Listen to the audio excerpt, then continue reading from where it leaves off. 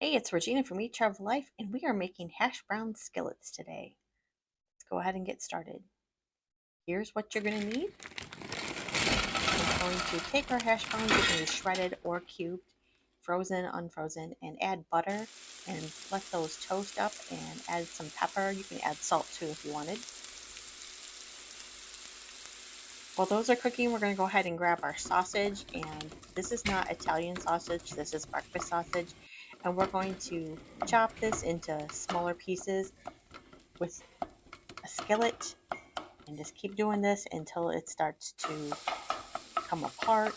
Just keep going. This is going to take a little bit of time, but it's also going to take about 20-25 minutes to cook the hash browns, so it's okay to get all of this going at the same time. So just get all your pots and pans out and keep going with this. Don't forget to also cook the bacon. I'm not showing you how to cook the bacon. You can add pepper to this if you want. And once the sausage is done, go ahead and put it in a bowl.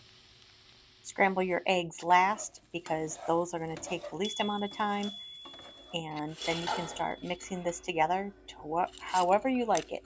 We're going to put little potatoes down, we're going to add some sausage, we're going to add some eggs, maybe some more sausage and bacon. However you guys like to eat it, go ahead and put it all together.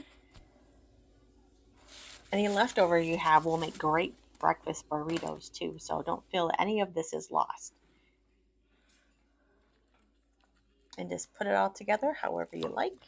Add a little egg, don't add a little egg, and more seasoning if you need. Those eggs were slippery. You could do eggs however you prefer. Our family likes scrambled, and then add in cheese and more cheese or no cheese. Let me know in the comments what you prefer. And there you have it, hash brown skillets. Let me know in the comments if you've tried it and how it was. Have a great day.